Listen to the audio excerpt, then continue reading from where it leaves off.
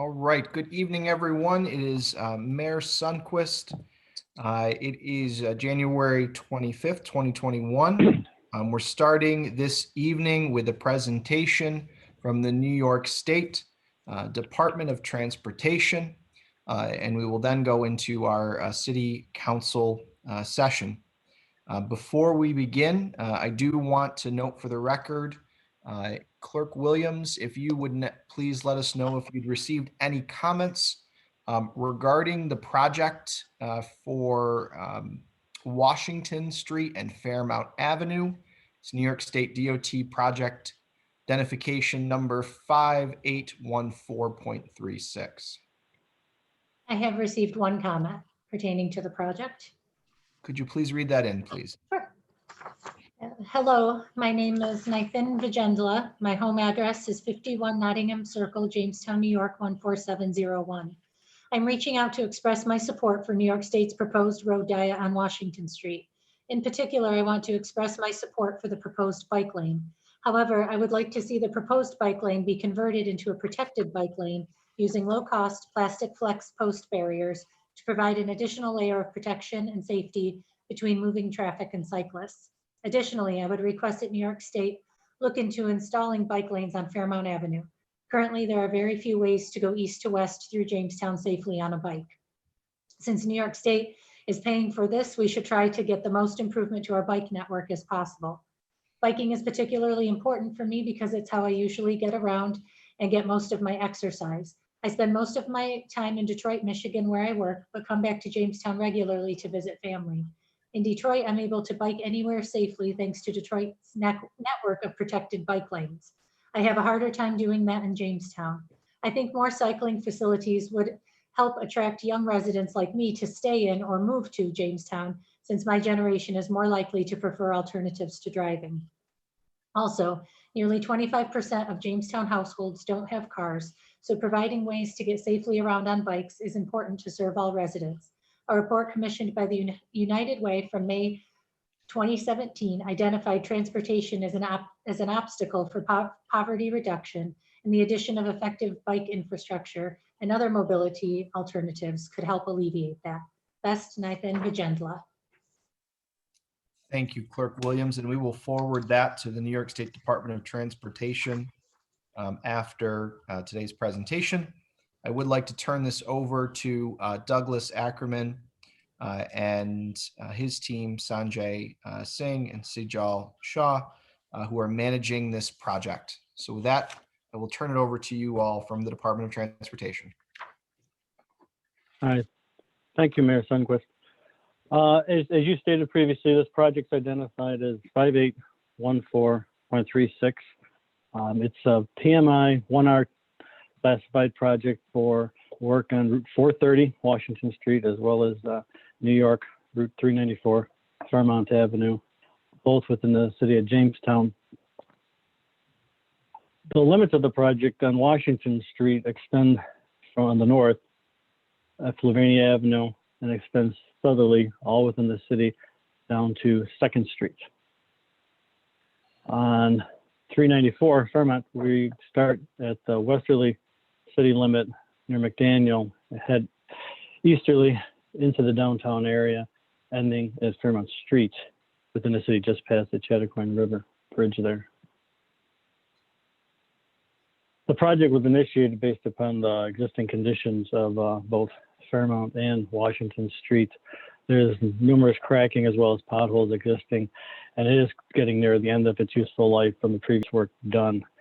As part of the project identified needs, pedestrian accommodations are outdated or lacking on both Washington Street and Fairmount Avenue. So an endeavor has been included to address these issues that has been included in the project. Our objectives are to improve the overall traffic conditions using cost-effective methods, to reduce delay, to provide an acceptable level of service for a period of 10 years. We're going to be correcting identified pavement deficiencies that will extend the useful life of the highway and maintain it in a structurally sound condition. We're also, like I mentioned, improving pedestrian bicycle facilities within the project limits on both Fairmount and Washington Street. We'll also address deficiencies in the drainage, the closed drainage system on both Washington and Fairmont Street, cleaning, drainage repairs, frames and grates. Alternatives that were under consideration are the no build, which is alternative 1, which would basically allow the continued deterioration with just standard maintenance that will just result in greater cost to repair in a future point, and will also reach a point where normal maintenance crews couldn't address it and a more aggressive project would be necessary. Alternative 2 and 3 are both similar. The alternative 2 will mill and resurface, but will include ADA improvements, but will maintain the existing lane configuration on both Route 430 Washington Street and Route 394 on Fairmont Avenue. We would also replace or modify 11 traffic signals along both Washington Street and Fairmont Avenue. We'll replace all signage, striping, and make the improvements to the drainage deficiencies that have been identified in the closed drainage system. Alternative 3 will be the same as alternative 2. We'll mill and resurface and include ADA improvements, but along with those, we'll change Washington Street from a 4-lane to 3-lane section known as a road diet, and we'll include a 2-way left turn lane from the northern limit of the project in Washington Street down to 2nd Street. With the change, we'll also include 2 5-foot bike lanes with a 2-foot buffer along the travel lanes on both the northerly and southerly directions. The project would also still include 11 traffic signals, replacements and modifications for both Washington and Fairmont Avenue. Will replace signage, new striping, and correct identified pavement deficiencies. And Fairmont Avenue would be remaining in the same configuration, same width, and lane designation along the limits. For the traffic signal replacements and improvements on Washington Street, we have 6 replacements at 2nd, 4th, 6th Street, 3rd, 5th, and 8th Streets. And then we have 2 modifications, one at 10th Street and at the Tops Plaza. No signal replacements are proposed on Fairmont Avenue, though we have 3 full-grade modifications to the signals located at Daniel Avenue, Halleck, and Hall Avenue. The preferred alternative, though there's 2 been identified as being acceptable, both alternative 2 and alternative 3. Alternative 3 has been chosen at this point to be progressed as the preferred alternative, with the road diet configuration changing from a 4-lane section to a 3-lane section. The enhanced safety will be provided through the new 2-way left turn lane and hopefully reduce a number of the identified safety locations along that corridor within the project limits. Alternative 3 is also consisted with the design features from the Jamestown Urban Design Plan 2.0, endorsed by the City of Jamestown, that was prepared by Goody Clancy back in February of 19. The typical sections are shown here. For Washington Street, we will have a 12-foot center 2-way left turn lane, 2 11-foot lanes, 1 in each direction, as well as the identified 2-foot buffer and 5-foot bike lane along the curb lines. And then the lower one just shows what the section would look like at the Tops driveway, at the signal there because of the bike lane and the currently existing right turn lane. The bike lane will be located between the northbound lane and the right turn lane, not along the curb line. On Fairmont Avenue, there's proposed no changes in the configuration, so it'll be remaining 1 lane in each direction with the current 2-way left turn lane that exists out there now. Picture here just shows the signal at the Tops driveway and the current lane configuration. What we're proposing, as shown, is the 1 lane each direction, the 2-way left turn lane, the bike lane. But along the westerly edge, we'll also be extending the sidewalk northerly from the current terminus south of this picture up to the intersection and providing new crosswalks at the signal, when included with the signal improvements at that intersection. At 7th Street, looking south, it'll be changed to the configuration that is shown with new crosswalks, stop bars along the side roads, as well as the 2-way left turn lane. On Fairmont Avenue, looking west here near Hall Avenue, it's going to be the same. So not much, but we do have improvements to like the pedestrian features. So we have a number of locations where crosswalks will be provided across Fairmont Avenue as well as along all the side streets. The project schedule, currently right now we're proposing to have design approval within a few months. The final design complete by the end of the summer. Those are summer, we anticipate September, and anticipated bid opening in this fall. The fall bid opening was selected due to the city of Jamestown's current project to do waterline improvements within the city that will actually impact Washington Street. So we're holding off the project to the fall or later if necessary, so that our work is after any work that the city is doing. Currently though, with the fall opening in 2021, work wouldn't really begin until spring of 22, and one season would include all the work, including all signal replacements, modifications, as well as pedestrian improvements along both of those corridors. We see no need to go beyond one construction season. And that was it for our presentation. We're open to questions. The city does have on their webpage comment sheet that can be printed, mailed, and sent to us. We also have a link to provide direct comments with New York State DOT. They can be provided to the city as well. We're gladly open and willing to receive any comments associated with the project for changes and or additional improvements. If we can accommodate them, we'll gladly consider them and include them. Can I ask a question if, Sure. okay. This goes on Washington, it goes all the way to 2nd Street from Fluvanna all the way to 2nd Street, is that correct? Correct.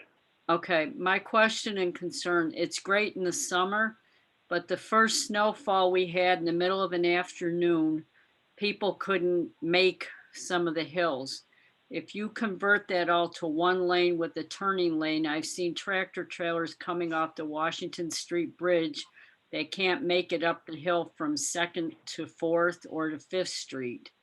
If there's only one lane in each direction and a turning lane, it doesn't leave any option for vehicles to get around trucks that are stuck and having to back down. There's a wrought iron fence that's near the Chattacoin building, and they've hit that trying to get up the hill.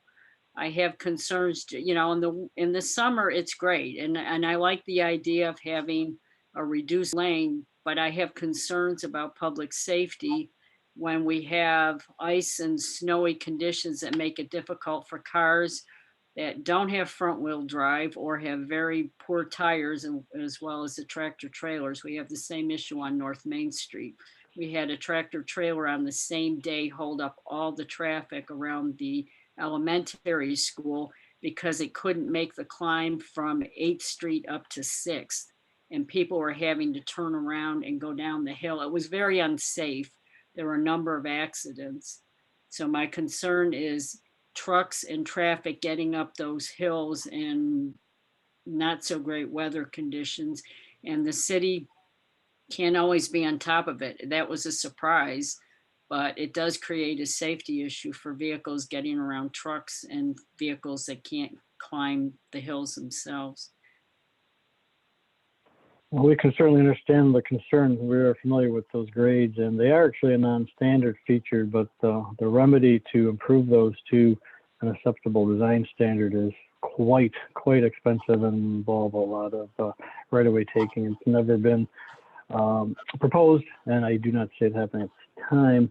The availability of the two-way left turn lane does provide you that bypass in either direction. Other than that, I would love to see the comment, and we can talk to our traffic and safety group to see if they have any ideas for improvements or things that we might be able to do.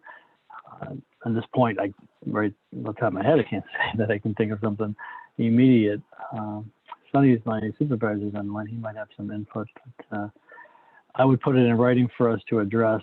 Anything given to us will be responded to as best we can after some research. Can you actually use those left turn lanes to skirt around other traffic? Because I guess the problem is if you've got somebody who's legitimately in a left lane, waiting to turn, you're still not going to be able to get around a stuck vehicle in the only passing lane. I would have to check the V&T, but in all practicality, they do use it as a bypass, especially for people who are even double parked. And then I know people do use it, and it's still always a concern. It does, having that width allows you that bypass. Hello, this is Sajay Singh from DOT, and I wanted to second what Doug has just stated. When you have a condition like an accident or an immobile vehicle or a truck that is just stalled, that's a non-recurring event. And things like that are not something you can design for in a situation like this. For example, even in current conditions where you have 2 through lanes of traffic, and you just mentioned that a semi that did not gain traction on the roadway had blocked the roadway. So in situations like these, you cannot design the roadway for those kind of situations. You design the roadway for your recurring rush hour events. For example, morning AM peak hour or PM peak hour, things like that, and look at the radius of curvatures, turning movement, whether you have enough turn lanes and signal times and things like that, and look at accident history data to figure out what improvements you can make. And based on that information that we have gathered, we felt that a center two-way turn lane would be appropriate for this. And I do agree, I understand your concern, and I think, yes,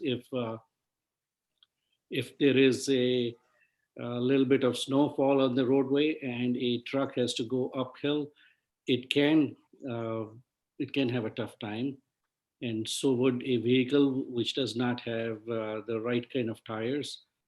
But those kind of events are what we call non-recurring events, and also things that you cannot plan for. So you cannot design a roadway or a traffic pattern for that kind of situation because of the unforeseen circumstances in which they happen, and you can predict when it will happen. Of course, it snows every year in Jamestown, so we know that those kind of occurrences will happen, but they will happen even whether you have 2 through lanes in each direction or 1 through lane in each direction. And as Doug pointed out, the center two-way turn lane does provide an opportunity to go around a vehicle. And in a situation like this, I would assume that the law enforcement officials will direct traffic to go around it as they would do now. I mean, when you have 2 through lanes in each direction and a vehicle gets stuck, you would have some kind of a situation where a law enforcement officer or your fire department would direct motorists to go get around that obstacle. Yeah, the need for the center turn lane, in addition to be identified by the city's wishes back from the February 2019 study, has just recently been identified by a safety evaluation that was completed by a regional traffic and safety group. And they have recommended the inclusion of the left turn lane as well. We have a high traffic accident rate along that corridor from Sylvania down to 5th. Noticeable at the intersections, but the whole corridor is approximately 4 times the statewide average.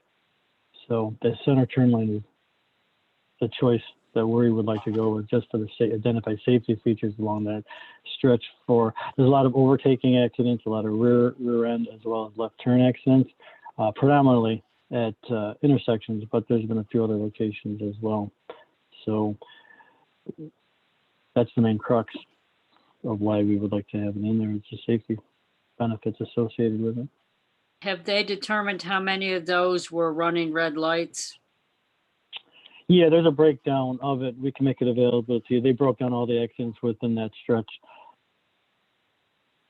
Yeah, that accident analysis would be a public record, and we can make it available to you. it shows that the accident rate on this stretch of highway is 4 times the statewide average. And the way we figured that out is anytime you have a roadway and you have people traveling on it, there are going to be accidents. Like they say, to err is human. So there are going to be accidents. What we do is we compile the accident data for every type of highway and intersection for the whole state. This is done by our main office in Albany. And they have computed this accident average, statewide average accident rate for each facility and intersection. And for any given link or any segment of highway, they look at the accident data for over a 3-year period, compute the accident rate, and then compare it with the statewide average. If it's higher than statewide average, then we have to take some corrective action. And in this situation, the accident rate here was 4 times the statewide average. And based on the accident data, they came up with some recommendations, one of which is incorporation of this center two-way turn lane because of the high number of rear end and overtaking type accidents and turning movement accidents. So It was just recently completed. We were somewhat surprised, though we were aware that there was no left turn lanes provided. This configuration along Washington Street has existed for a long period of time. And most areas it's in a developed, long-standing area, wouldn't have as high of accident rate because people are familiar with it. They know which lane to be in. They approach it a little differently because they're familiar with it. The high accident rate of, I believe, was 23.4 million accidents per million vehicle miles versus the 6.4%. It struck us very out of left field. There was noticeable difference. It's not the normal deviation above the statewide average. This was substantial, and we really would like to do something to address this. I have a, oh, Go ahead, Vic. I have a question too, but go ahead. Okay, yeah, I have a couple things. So I was just wondering, I love the alternative 3 with the bike lane, but my public safety and little concern is that lane as it is turning into Tops, how the bike lane is kind of like in the middle there before people turn, because I have seen people, like, I don't know if they've been daydreaming or whatever, like, oh, I got to turn here and, turn real quickly. And then I see how that bike lane is right there. And then, then the next lane over is the turning lane to turn into Tops. So I'm just, I'm just a little concerned about, the safety of the bikers as they are in that lane. And, if somebody is not thinking and, and makes a quick turn there. So I was just wondering what kind of thoughts. Well, standard treatment of the lane and the striping will be consistent with FHWA standards, and that's all been developed through studies. Now, that concern or lack of attention by drivers would be consistent if that lane was also located along the curb lane. It's something that needs to be developed in people's mind to be cognizant of pedestrians and bicyclists. It is something, though, that the striping will be highlighted and noted. Maintaining the signals enforcement is also a critical role in get motorists to respect the lane designations, to be respectful of pedestrians and bicyclists in all areas, not just at Tops driveway, but along the entire corridor. Sure. Vicki, just to tag on that, as someone who's a cyclist, a lot of that is relied on the cyclist to, I don't think as a cyclist we trust anybody in a car. We always are looking, and we're taught to look all the time, make sure even if you have the right of way. Same thing as with runners, make eye contact with people, look all around all the time. There's just no way to 100% stop someone from daydreaming and making Sure. A bad decision. But so as a cyclist and a runner, I know that I don't trust the vehicles to see me. So I make sure that I see them, and I make sure that I got plenty of room. So I know part of that is incumbent upon the cyclist and the runner using those lanes. Okay. Well, yeah, and the other one, I was just kind of curious, when you said that there would be a traffic modification, what would that look like, those modifications? What would they look like? Some of the modifications are bringing the poles up to standard, signal head replacements, electrical upgrades. Not anything regarding head placements, lane changes, and such.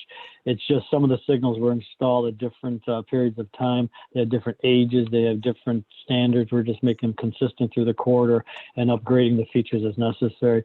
Something that most people really wouldn't even notice, but upgrading electrical installations, access points, signal head replacements themselves, span wires, things like that. Most people wouldn't notice a lot of those improvements under the modifications. And the complete replacements, they're very noticeable because pole placement may be different. The type, a lot of the signals out there, I think all of them actually, are span wires. We might be going to mast arms as well. That hasn't been decided yet. They're just developing those now. But the replacements will be very noticeable for people, whereas the modifications are simpler. The signals currently meet standards, but we just want to do some upgrades, like I said, electrical service upgrades, span wires, or signal heads. Probably Thank similar you. to the ones that were on, that they were just replaced on the Washington Fluvanna intersection, similar to that. Similar to that. Correct. Yes, correct. Yeah, that was just done a year ago. Oh, okay. Okay. Okay, thank you. You're welcome. Well, I have a couple questions. Are there any plans to improve the sidewalks, in this project beyond the ADA ramp? Yeah, we have a number of locations, stages on the line. There's a number of lengths of sidewalk being scheduled for replacements, as well as there's the largest extension is on the west side of Washington, up the northern part there, getting up to the Tops driveway. But we're also replacing a lot of curb as well, because there's a number of abandoned driveways, I believe a dozen, within the corridor that we'll be taking out and reestablishing the curb line and removing those driveways that are there, as well as, and we're replacing a lot of sidewalks at those locations as well. So there's a great length. It's over, just for repairs, over 1,000 feet of sidewalk repairs, and that's in addition to the ADA ramps and the transition pieces to the ADA ramps and the additional length at the Tops driveway. Okay, because they are bad. Maybe 6 months ago or so, I had a request from a constituent about a pedestrian crosswalk on Washington Street, somewhere between like Jackson Taylor Park and going across to 11th Street. I'm kind of curious what your thought is on that. I know it's not part of this project, but I'm just curious what you think. We've talked about how safe they are. We have one on Foot Avenue in front of the hospital, and we did receive a comment last week on the project through our website. They were made aware through your page, and they went directly to DOT and gave us a comment. And we're actually looking at, because they had made a request to move a couple of the intersection pedestrian crosswalks to be mid-block. And we're talking to our landscape and environmental group for, the quality of those crosswalks, if it's possible, if it would be better. So it is something that we're aware of, that's being thought of. I can't say if a decision either way has been made, but if there's a specific location and this specific need or warrant there, we'll gladly consider it. Absolutely. Well, I know I don't. a serious accident, I believe, where a gentleman was killed, if I'm not mistaken, crossing right about there. And, with the park on one side, it seemed like, a place where you're going to get a lot of traffic. Where is that There located, is a lot please? there. Especially right across from the Taylor Jackson on 13th Street. There's a lot of traffic because you have the skateboard park, and you have, kids. So kids are running back and forth, and you have a Dollar General. So the kids are running back and forth from Washington Street to, crossing to the park, back to the store, back to the park. So there's a lot of youth action at crossing there. What was the decision? There's a light at 10th and Washington Yes. Yeah, and given where things are right now, it almost makes more sense to have the light down by where you're describing, Vicky. I don't know that you could have 10th and 13th, but maybe having the light in the intersection. I'm not exactly sure why 10th Street was picked to get from Washington to Maine, Well, but there was, because that was back in the day, there was a protest, I remember I was a little girl. That's how long ago it's been. But I remember there was a protest because the same thing was happening, the cars were just zooming, and the kids were going to the store and, trying to cross the street. Okay. And so I remember the neighborhood protesting and then, and then that's how that traffic light got there on 10th Street. But given that I guess I was just saying if more of the traffic's down by 13th, maybe there needs to be a light at 13th instead of 10th. I don't know. It's just Well, I With wouldn't your remove comment, that one. I would not I'm remove sorry to that. interrupt, but if you actually have a specific request like that, there are traffic signal warrant studies that we can do, and signals have to meet a certain criteria. But we do those warrant analysis quite regularly. So if there is a situation that you would like us to review, we can certainly have our traffic and safety group to see if it actually meets those warrants. I would love to do that and for us to go through that process, because I know when, as it was mentioned, there was a gentleman who was killed, at that intersection on 13th Street. So if we can go through that process, that would be great. well, it just Yeah, puts just it more in the mid-range of the block where you've got a light at 8th, and then to have one, the one at Tops, but that would probably place it just about in the middle between 8th Street and Tops. But it's closer to the park where you've got more traffic, and as you said, that one store. I think that's why people cross mid-block. They don't want to go down to either light because they have to go a fair amount out of their way. Correct. Yeah. Specific. I have a, We're careful about signal installation though, because it's sort of like stop signs at every block. Eventually it gets to a point where you lose effectiveness. There is an effective loss of respect for the traffic control devices, be it signals and or stop signs, people speeding to get past another one because they see a series of 4 signals coming up, as well as stop signs. So we are pretty careful about how we install them and meeting the warrants. So we will look at that though, and we might look at the adjacent warrants if it does come to a situation where a new signal would be warranted. I'm sure they would be looking at the adjacent ones. So I just have to a let you know. question. This is Sejal Shah. The fatality that is talked about, is it exactly on 13th and Washington, or? Yes. The corner of 13th Street in Washington, yes. Okay. Because right we across didn't- the Vicky, was it Right there. actually at 13th or did he cut mid-street? I think there was some It- debate about this because It was just we it's had a little kitty. Oh, go ahead, Kim. I'm sorry. we had done, and Jeff can correct me if I'm wrong. I had thought right after that, there was a study done on a light there.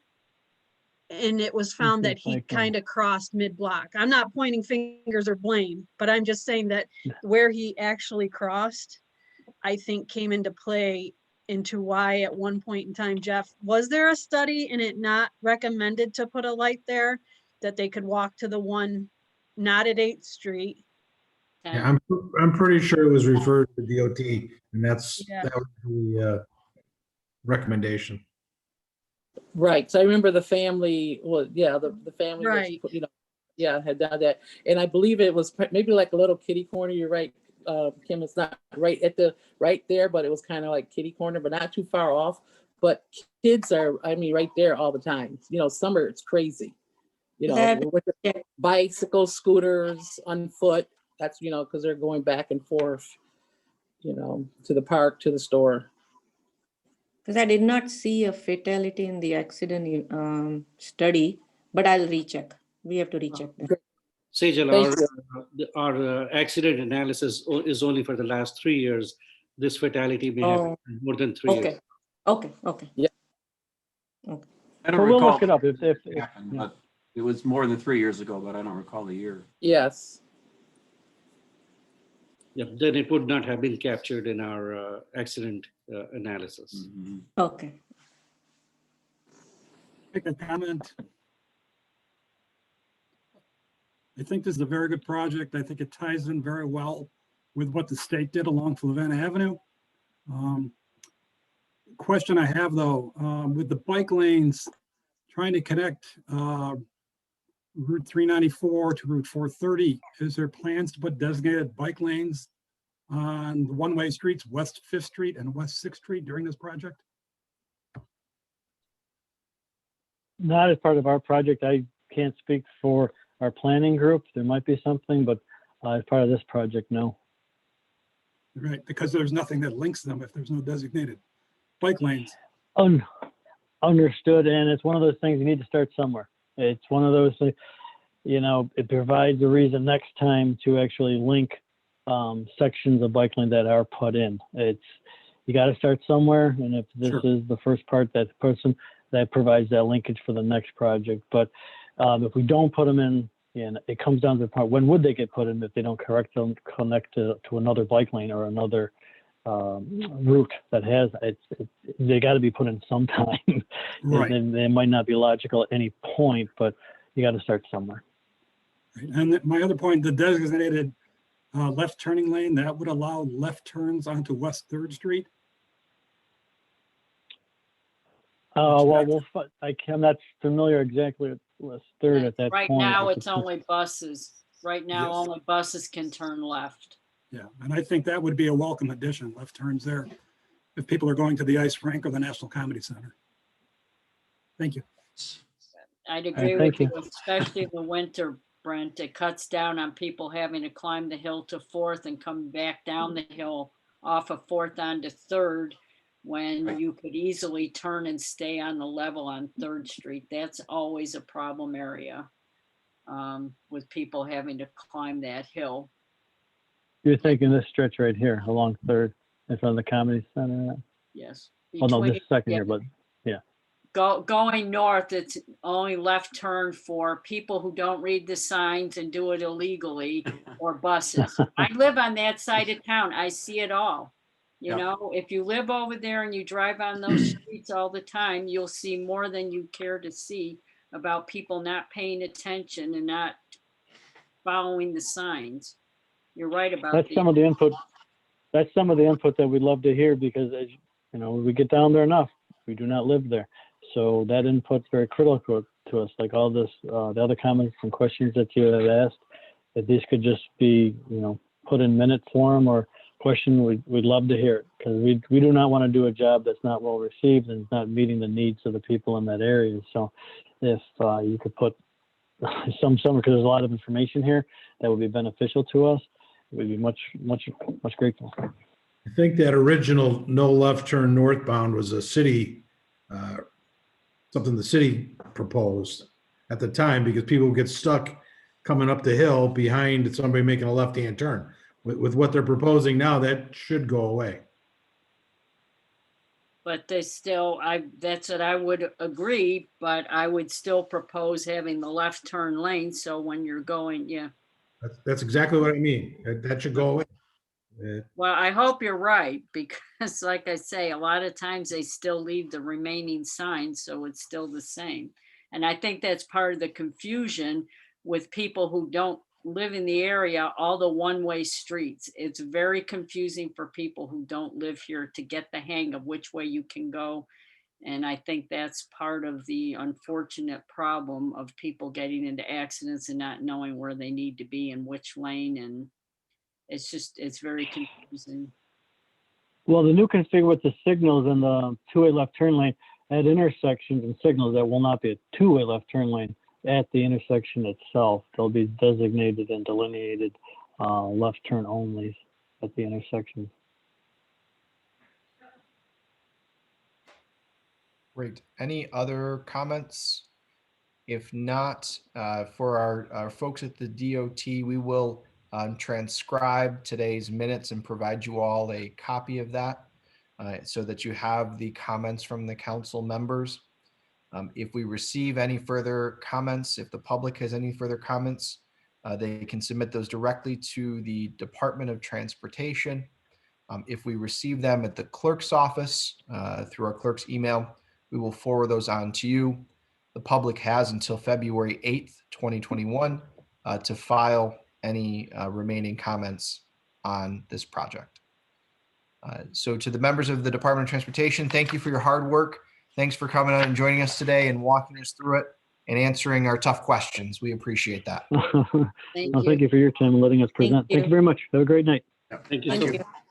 Thank you. And with that, I will turn it over to President Dulce for the start of the work session and voting session. Thank you. Before we get started, we're gonna go through the resolutions. We'll sign the resolutions. So I believe there are 8, excuse me, out of finance. Kim, how would you like to do those? Marie can do 1 through 4, and I'll do 5 through 8.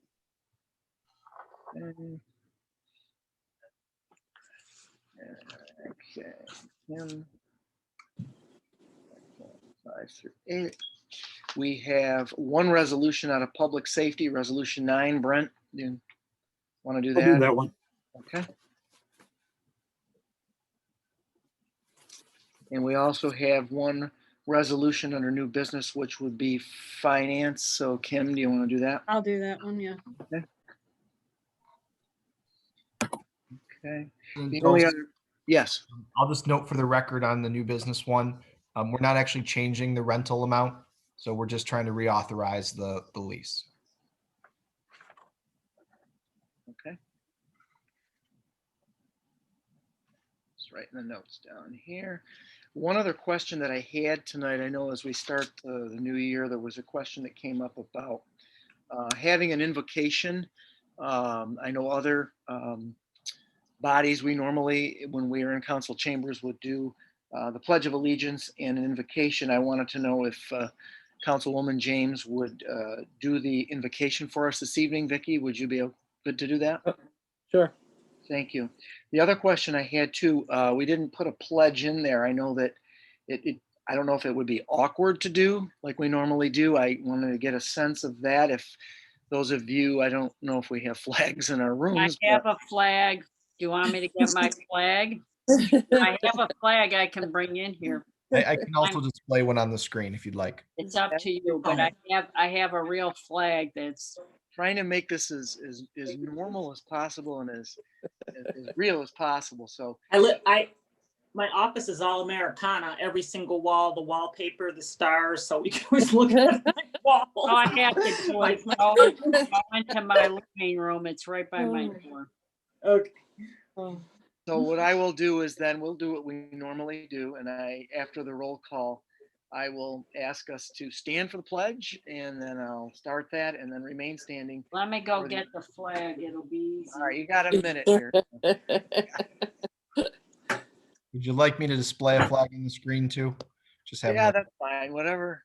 I should have gone over this before, but we didn't have it on the agenda. And then Jen's been texting me back and forth and asking me if I wanted to do that. So I know other municipalities have done that. And so I think that would be an appropriate thing to do.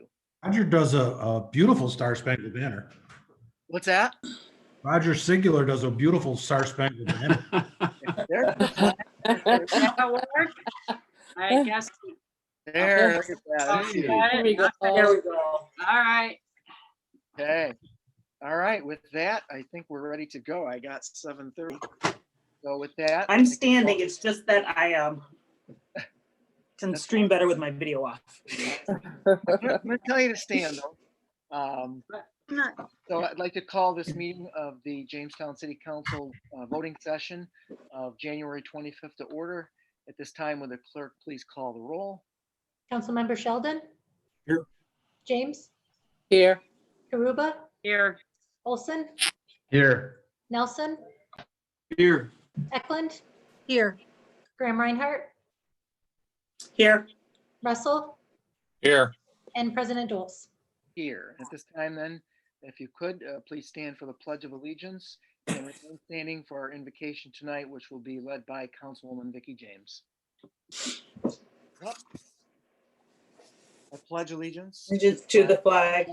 Of the United United States of of America. the Republic for which To the it republic for which it stands, indivisible, with God. Under God, indivisible, with liberty and justice. liberty and justice for all.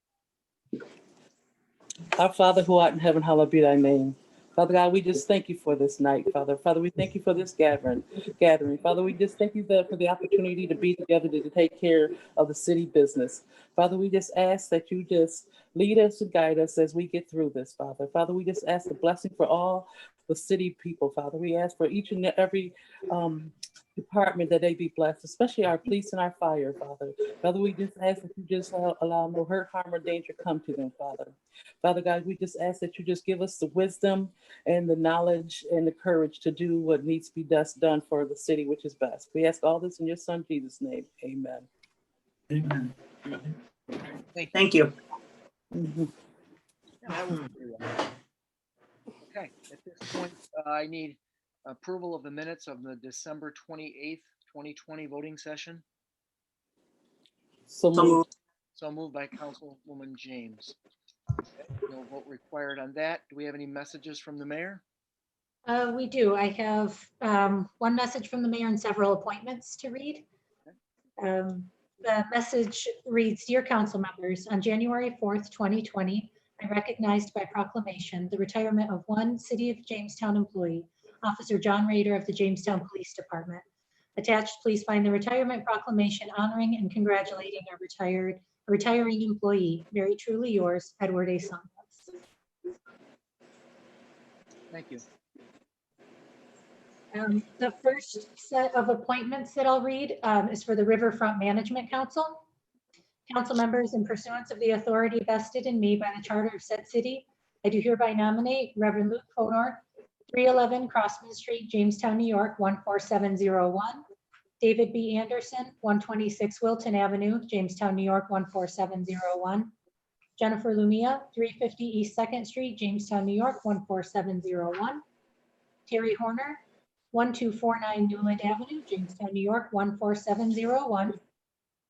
John Bauer, 133 Euclid Avenue, Jamestown, New York, 14701.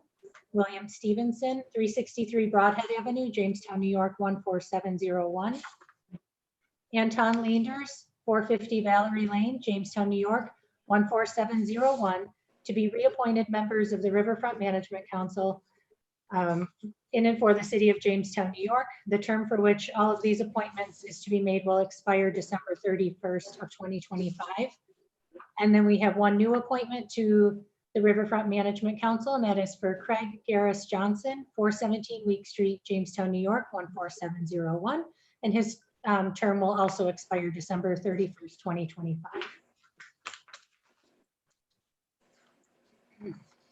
In pursuance of the authority vested in me by the Charter of said city, I do hereby nominate Cynthia DiNapoli, 224 Aarons Avenue, Jamestown, New York, 14701, and Jennifer Williams, 312 Camp Street, Jamestown, New York, 14701, to be reappointed members of the Parks, Recreation, and Conservation Commission in and for the city of Jamestown, New York. The term for which said appointments will expire December 31st, 2025. In pursuance of the authority vested in me by the Charter of said city, I do hereby nominate John I. Lamancuso, 25 Severn Parkway, Jamestown, New York, 14701, to be reappointed a member of the Planning Commission in and for the city of Jamestown, New York. The term for which said appointment is to be made will expire December 31st, 2025. We have nominations to the Zoning Board of Appeals for Stephanie Kamei, 315 Beachview Avenue, Jamestown, New York, 14701, and Maria Jones, 455 Broadhead Avenue. They are both to be reappointed a member of the Zoning Board of Appeals in and for the city of Jamestown, New York, and both of those terms will expire December 31st, 2023.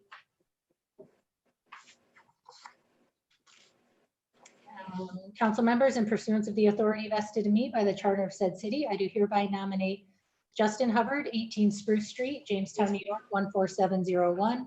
Kimberly Knight, 114 Sturgis Street, Jamestown, New York, 14701. Jody McIntyre, 67 Hotchkiss Street, Jamestown, New York, 14701. And Alize Scott, 148 Pennsylvania Avenue, Jamestown, New York, 14701, to be reappointed members of the Human Rights Commission in and for the city of Jamestown, New York. The term for which these appointments is to be made will expire December 31st, 2021. Council members, in pursuance of section 523-A of the Real Property Tax Law, I do hereby nominate Deborah R. Loader Clark, 42 Allendale Avenue, Jamestown, New York, 14701, to be reappointed as a member of the Board of Assessment Review in and for the city of Jamestown, New York, to fill the unexpired term of Randall Olson, resigned. The term for which said appointment is to be made will expire December 30th, 2021. In pursuance of the authority vested in me by the bylaws of the Jamestown Local Development Corporation, I do hereby reappoint Margaret Kaltenmeyer, 28 Liberty Street, Jamestown, New York, 14701, as an at-large member of the Jamestown Local Development Corporation in and for the city of Jamestown, New York. The term for which said appointment is to be made will expire December 31st, 2021. We also have an appointment for the establishment of an ad hoc committee for the purpose of deer population management. And hereby nominated are Thomas Nelson as chair in his capacity as council member, 21 Hunter Street, Jamestown, New York, 14701. Brent Sheldon in his capacity as council member, 83 Durant Avenue, Jamestown, New York, 14701. Matthew Larson, 131 Thayer Street, Jamestown, New York. Matthew Timmerman, 264 Sampson Street, Jamestown. Robert Johnson, 34 Ohio Street, Jamestown, New York, 14701, to be appointed as members of the Deer Management Work Group in and for the city of Jamestown, New York. These are all signed Edward A. Sundquist, Mayor. Thank you. Do I have a motion to suspend the rules and vote on the appointments collectively? So moved. So moved by Councilman Nelson. Do I have a second? Seconded by Councilwoman James. Will the clerk please call the roll on the suspension of the rules to vote collectively on the appointments? Councilmember Sheldon? Aye. James? Aye. Karuba? Aye. Olson? Aye. Nelson? Aye. Eklund? Aye. Graham Reinhardt? Aye. Russell? Aye. And President Doles? Aye. Do I have a motion to approve the appointments? So move. So moved by Councilwoman Eklund. Do I have a second? Second. Seconded by Councilman Grant. Will the clerk please poll the council on the approval of the appointments? Councilmember Sheldon? Aye. James? Aye. Karuba? Aye. Olson? Aye. Nelson? Aye. Eklund? Aye. Graham Reinhardt? Aye. Russell? Aye. And President Doles? Aye. Well, the appointments are approved. We'll now move on to any petitions or communications to the council tonight. I have one note to read into the record, an email that was received. This comes January 15, 2021. Jamestown City Council, Jamestown City Mayor Eddie Sundquist, Jamestown City Clerk Jennifer R. Williams. As you can see below, the National Comedy Center is no longer willing to host the poll site for Jamestown Ward 3 at the Gateway train station. The Board of Elections is required pursuant to Election Law Section 4-104, registration and polling places, designation of 1. Every Board of Elections shall, in consultation with each city, town, and village, designate the polling places in each election district in which the meetings for the registration of voters and for any election may be held. We are now seeking your advice and counsel as required by law. Norman P. Green / Brian C. Abram, Chautauqua County Board of Elections. Thank you. All right. At this point, we'll move on to the report from our standing committees. And we'll start with our Finance Committee and Councilwoman Karuba. Thank you, Mr. President. I have a resolution authorizing payment of the regular audit. Thank you. Are there any questions or comments? Clerk, please poll the council. Councilmember Sheldon? Aye. James? Aye. Karuba? Aye. Olson? Aye. Nelson? Aye. Eklund? Aye. Graham Reinhardt? Aye. Russell? Aye. And President Doles? Aye. Thank you, Mr. President. I have a resolution authorizing the payment of $355,000 and no cents principal and $65,606.25 in public improvement bonds. Questions or comments? Just a comment to note that these bonds funded the Main Street and Cherry Street parking ramps. Thank you. Any other questions or comments? If not, the clerk, please poll the council. Councilmember Sheldon, Aye. James, Aye. Karuba, Aye. Olson, Aye. Nelson, Aye. Eklund, Aye. Graham Reinhardt, Aye. Russell, Aye. and President Dole. Aye.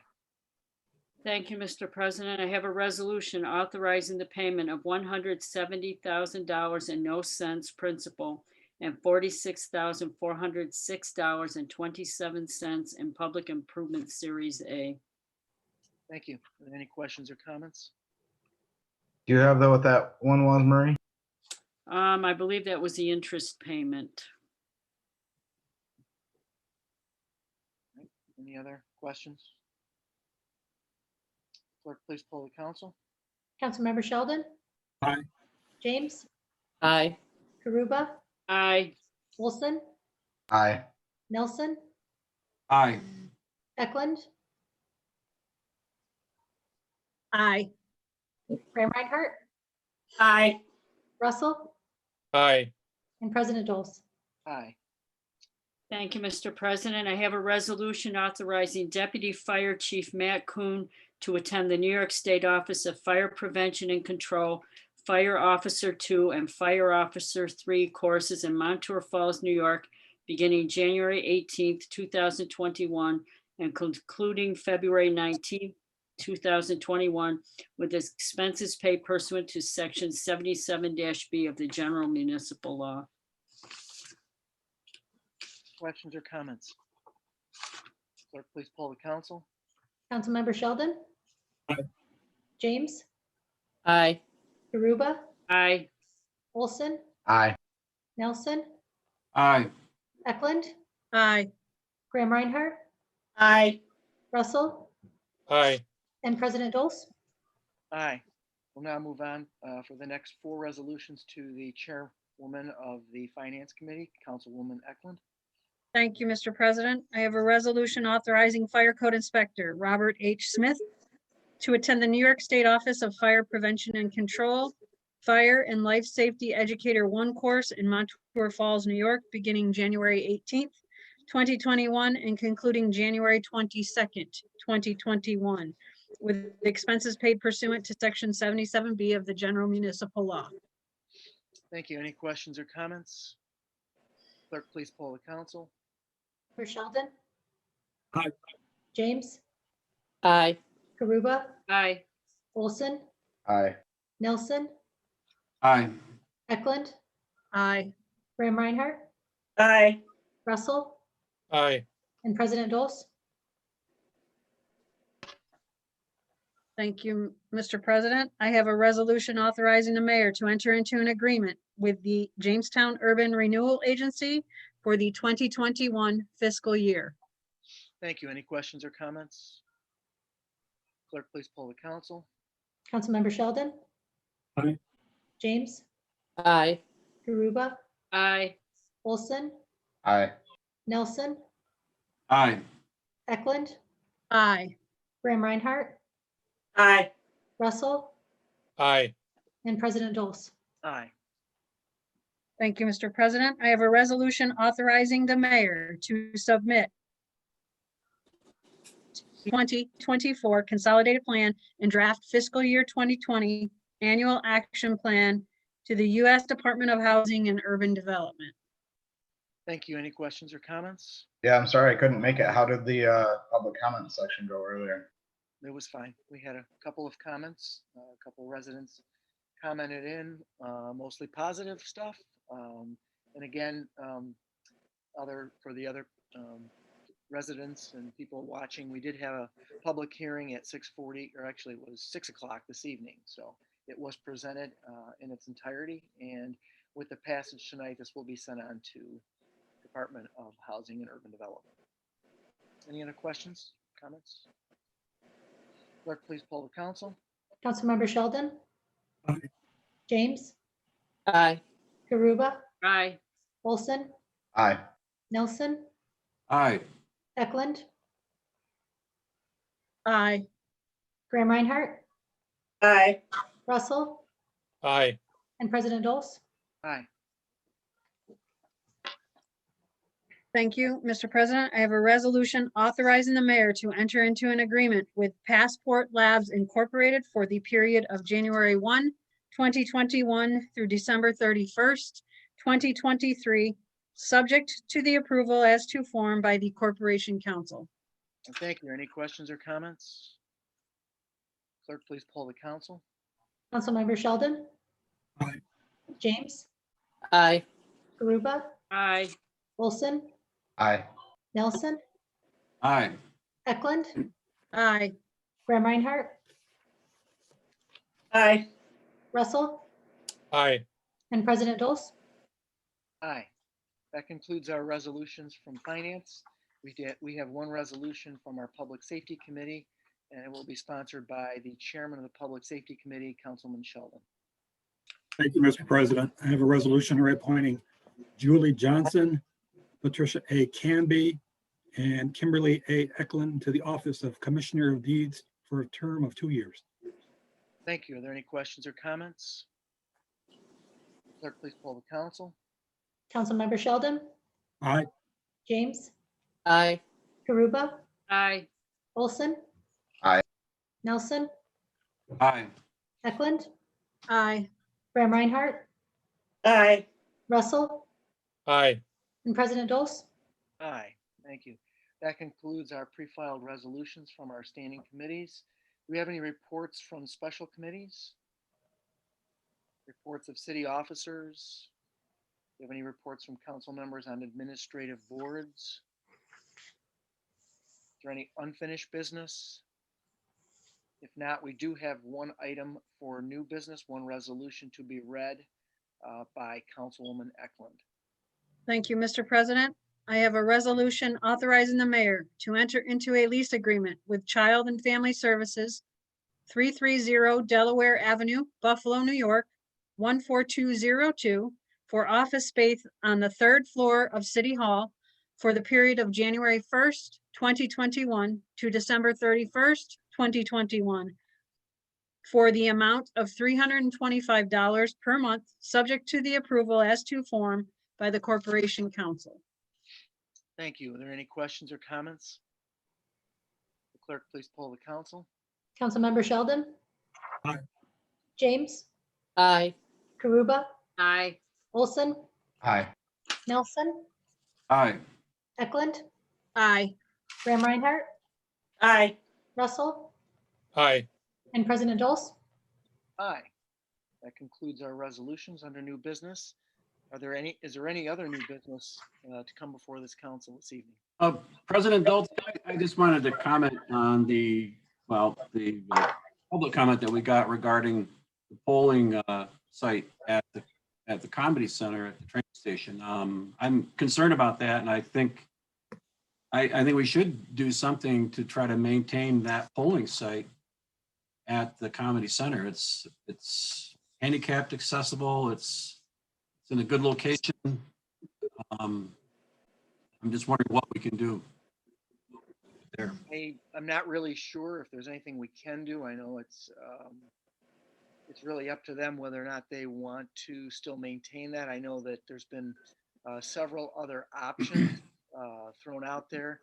Certainly, I'm sure that the administration and the mayor are looking at places in that area that would also accommodate. We have to look at things like obviously handicap accessibility, parking. We want to try to keep it obviously in that ward and district.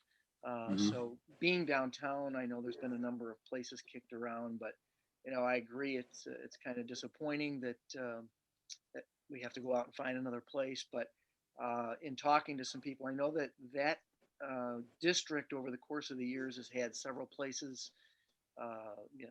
They've been at the Ice Arena. I think they've been at Covenant Manor. They've been at the Comedy Center. So it has changed hands before.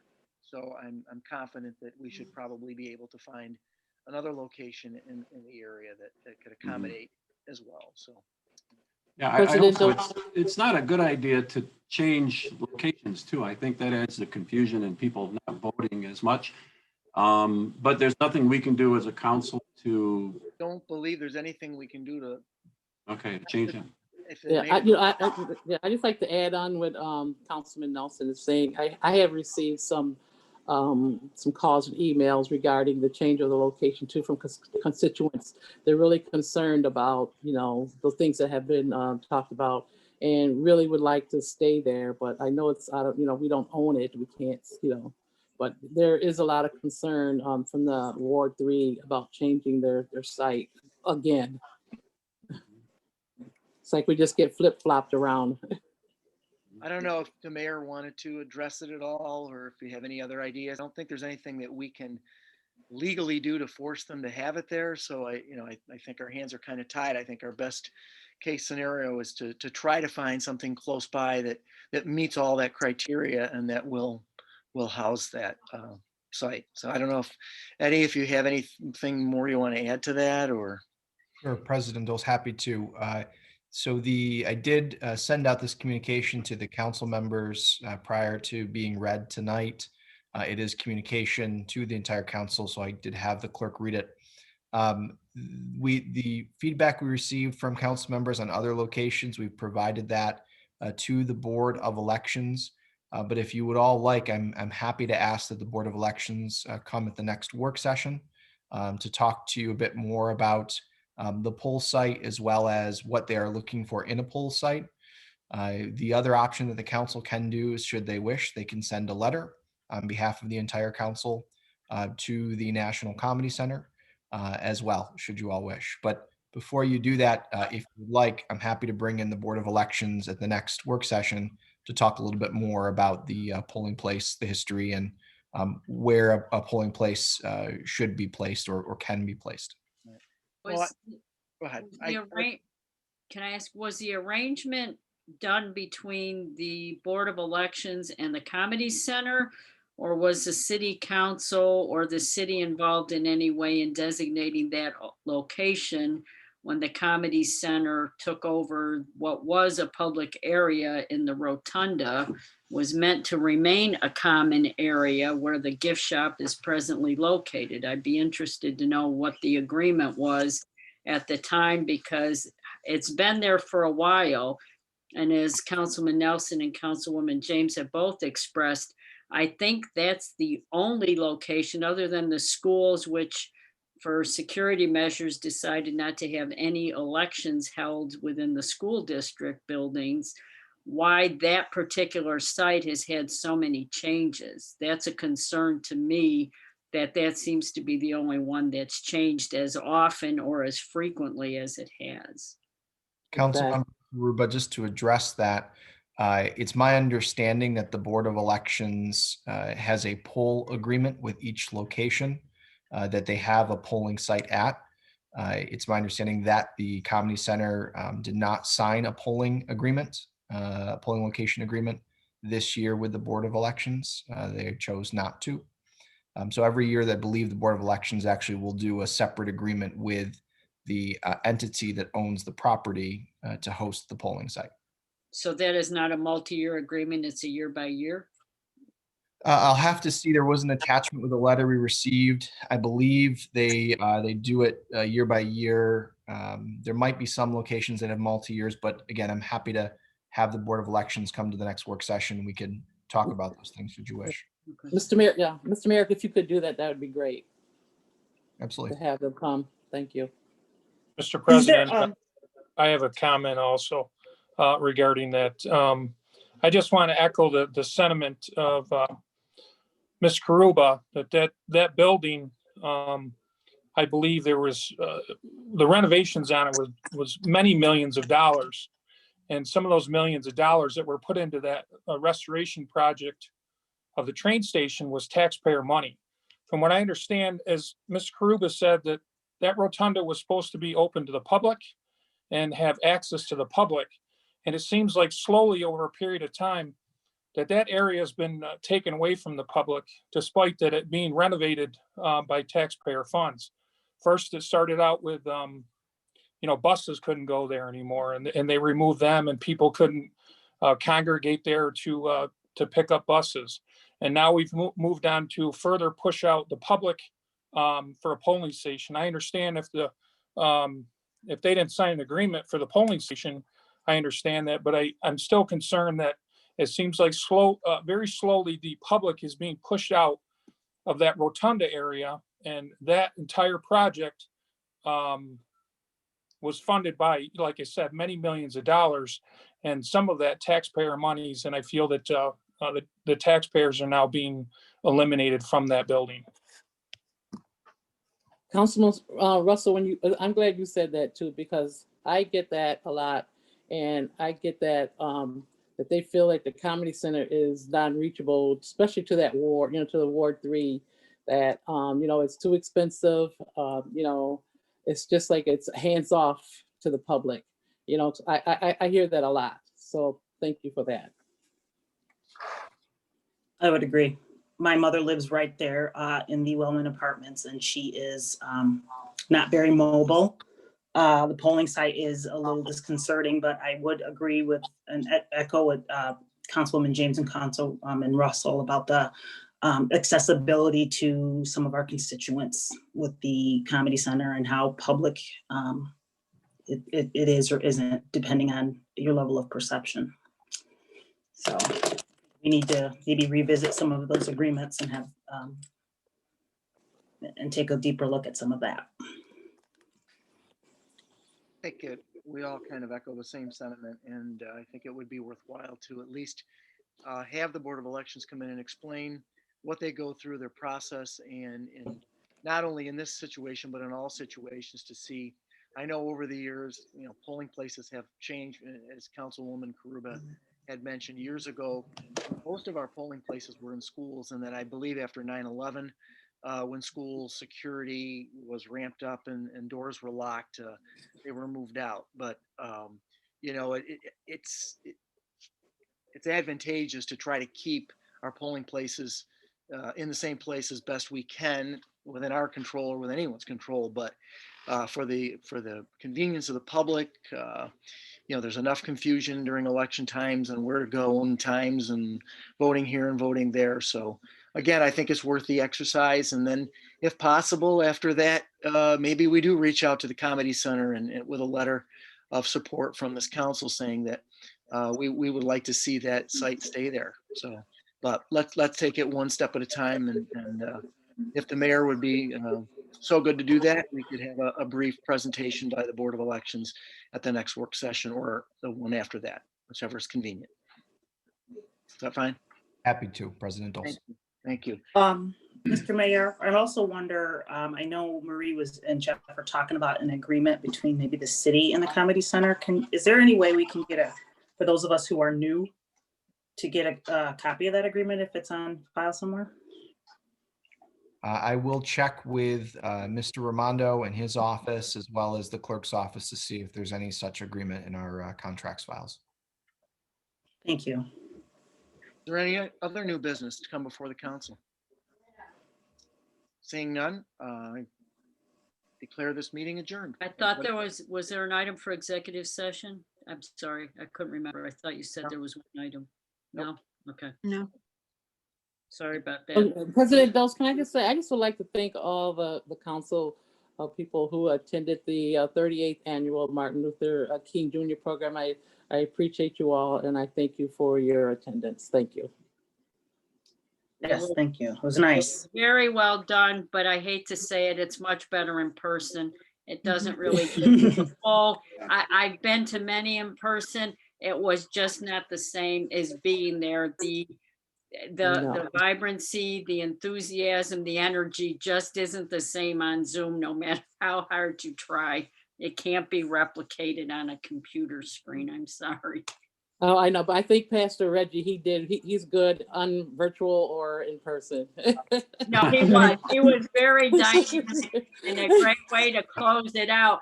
But in person, it's a whole nother level. And I know with COVID, it's the best we can do. It was great. But I can't wait till I can get back in person to hear everyone and get the energy of the group. Exactly. The virtual, just the technical difficulties, and there was just so many. But I appreciate you all for attending. I was glad to be there. Thank you. It was awesome, and Reggie did not disappoint. He was He was hot, right? yes, he was. Yes, he was. Mhm. You can tell him that, Mayor, Mr. Mayor. I did. I walked through his comments afterwards, but Thank you all. Mhm. For any other new business?